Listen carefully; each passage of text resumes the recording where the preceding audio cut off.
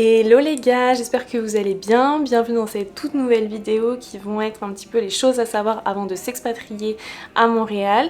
Du moins un petit peu les choses que j'aurais voulu savoir avant de venir ici. Il y a des choses qui sûrement ont déjà été dites, mais il y a des choses que je vais vous dire qui sont mon ressenti personnel et ce sont des choses que j'ai vécues, donc ça va aussi allier un petit peu une story time.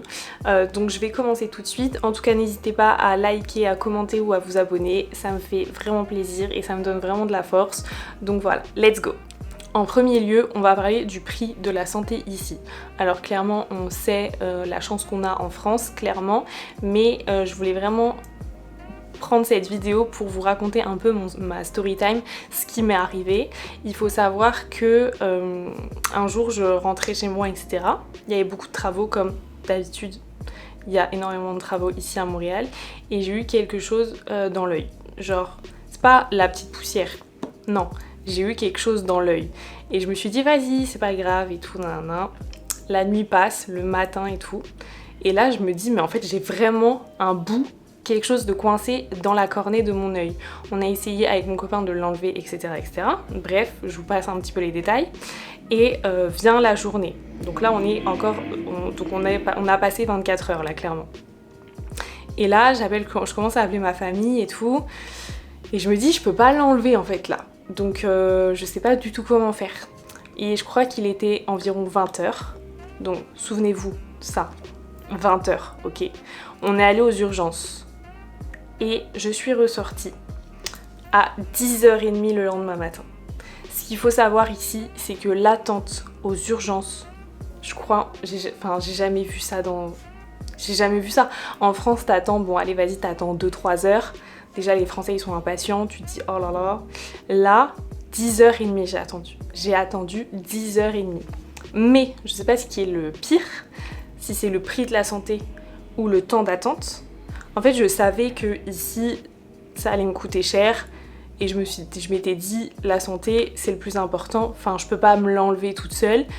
C'était en fait un bout de plastique coincé dans ma cornée, donc je pouvais pas fermer l'œil, enfin, ça me gênait, etc. Et je me suis dit, la vue, enfin, c'est important, tu vois. Donc, j'ai attendu 10h30. Et il faut savoir que ici, c'est pas comme en France, tu donnes tes papiers, hop, t'attends quelques minutes, hop, on te prend en consultation. Ici, il y a un infirmier qui vient te voir, qui te met dans une salle, qui regarde ce que t'as. Et après, il te dit est-ce que tu peux payer ou non. Donc moi déjà, je suis française, j'ai l'assurance Globe PVT, donc qui n'est pas reconnue ici. Et qui me dit ok, donc bah va falloir payer, vous allez au secrétariat. Si vous pouvez payer, on vous soignera. Sinon non, vous rentrez chez vous. Pardon. Donc moi je me suis dit bon tranquille, genre je m'étais dit je sais pas genre $500 maximum. Non, pas du tout. En fait la fille elle me tend une feuille, elle me dit si vous voulez, donc pour les Québécois, ceux qui ont l'assurance en fait, ceux qui vivent ici ou du moins je pense ceux qui sont aussi résidents permanents, ils payent je crois $162 pour se faire soigner. Donc tu vois c'est bien, j'aurais aimé. Et pour nous, $1200. J'ai payé $1200 pour me faire enlever un bout de plastique. Et en y réfléchissant bien, ça aurait été plus rentable pour moi de faire un vol Paris-Montréal et Montréal-Paris, enfin bref, et me faire du coup enlever ce plastique gratuitement que là payer $1200. Parce que après j'ai eu des antibiotiques, j'ai dû payer du coup tous les médicaments, etc. Là j'essaye un peu de me batailler pour me faire rembourser avec notre assurance Globe PVT, mais il faut savoir ça, donc le temps d'attente et le prix pour vous faire soigner. Parce que je suis désolée, quelqu'un du coup qui n'a pas les moyens, bah il se fait pas soigner en fait. Enfin, vraiment, je suis choquée. Vraiment, je suis choquée. Je vous mettrai quand même des photos là, genre de la facture, du temps d'attente, c'était long. Parce que du coup, j'ai passé la nuit aux urgences. C'était atroce. Atroce. Et si je suis passée à 10h30, c'est que j'ai quand même un peu ouvert ma bouche. Et que là, ils ont dit, bon, ça se voit, c'est une Française, on va faire patience, on va la prendre en charge. Alors que ça prend 5 minutes à m'enlever ce truc. Enfin bref. Il fallait absolument que je vous raconte ça et que je vous dise les choses que vous devez savoir ici. Déjà on commence par le temps d'attente aux urgences et le prix pour se faire soigner. Même si on sait la chance qu'on a en France quand même. Ensuite, deuxième chose, il n'y a pas de rideau. Pardon, il n'y a pas de rideau, il n'y a pas de volet. Si vous voulez dormir dans le noir le plus complet, c'est impossible. On a acheté des rideaux, mais en vrai, ça diminue un petit peu. Parce que c'est pas qu'au Canada, c'est aussi en Amérique, mais je comprends pas. Comment les gens y font? Vraiment, depuis, ça fait 6 mois qu'on est là, 6 mois que j'ai pas fait une nuit complète, je pense. Du coup, je me suis acheté le bandeau là, qu'on met normalement quand tu dors dans l'avion. Mais, on sait, c'est pas confortable, hein. Mais bon. Troisième chose, le pourcentage des tips. Il faut savoir qu'ici, c'est normal et très mal vu si vous donnez pas un tips au serveur, etc. Et story time, un jour, on est allé manger au restaurant avec la famille de mon copain et on payait en cash. Et en fait, du coup, faut donner 15%, je crois, de tous les... pour 100 $. Donc on était plusieurs, donc le coût était plus de 100 $. Donc on essayait de compter 15% de... je crois c'était... après on était 6, je crois, genre c'était... 385 $, quelque chose comme ça. Donc on a donné un tips, etc. Donc on s'est dit, c'était déjà pas mal. Et en fait, la fille, elle nous regarde et elle dit je suis désolée, mais c'est pas...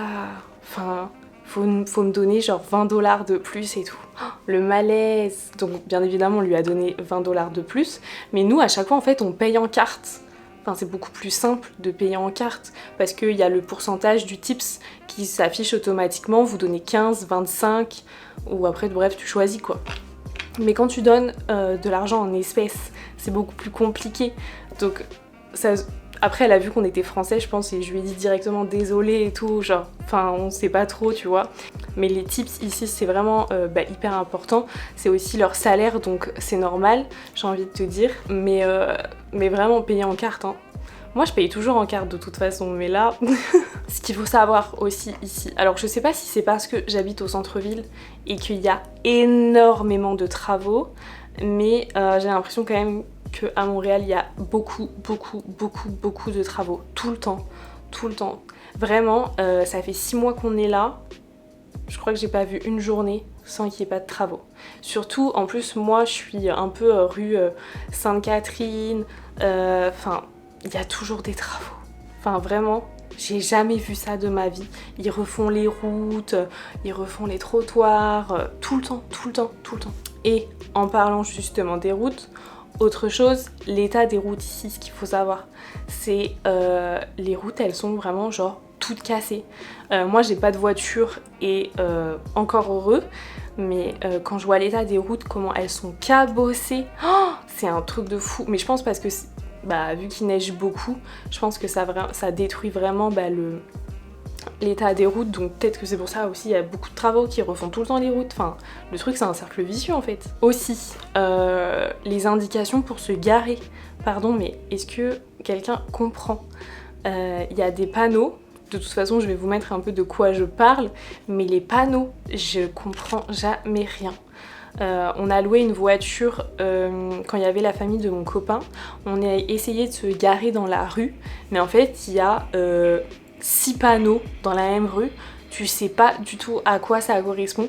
Je trouve que c'est hyper compliqué. Je sais qu'il y a des applications qui permettent de comprendre les panneaux et tout. Finalement, on a abandonné le stationnement dans les rues et on avait garé la voiture dans un parking. Mais je sais pas. Après, je pense que bon, ici, du coup, les Montréalais, ils comprennent, je pense, les indications sur les panneaux. Mais du coup, quand t'es étranger comme ça, genre, nous, il n'y a pas tout ça. Genre, il y a un panneau... ça te dit pas de stationnement ou je sais pas, genre, mais là c'est hyper compliqué. Et aussi dernier point météo, tout le monde sait qu'ici, bon, l'hiver est long, etc. Il neige, faut bien se couvrir, etc. Ça tout le monde le sait, mais ce que moi je ne savais pas, c'est que là on est le 30 juin, que le temps c'est pas ça, mais c'est pas ça le pire en fait, c'est que la météo n'est jamais la même tous les jours. Et le pire, c'est que le matin, il fait soleil, l'après-midi il pleut et le soir par exemple je sais pas il va pleuvoir ou alors il va faire soleil et tout. Genre vraiment dans une journée tu peux avoir allez 2-3 saisons. Genre vraiment je suis choquée. Donc j'attends le soleil avec impatience, même si parfois il fait beau mais après il pleut ou alors les températures quand même genre c'est pas dégueu, genre on est sur du 24, 25 mais mettez le soleil quoi. Enfin voilà, bon là je vous ai fait un peu les choses à savoir que moi j'ai vécu, ce que je ressens etc. Bien entendu ça peut être différent pour d'autres personnes mais voilà c'était mon point de vue. En tout cas si vous avez aimé n'hésitez pas à liker, commenter et à vous abonner, ça me ferait vraiment plaisir et on se retrouve la semaine prochaine pour une nouvelle vidéo. Bye!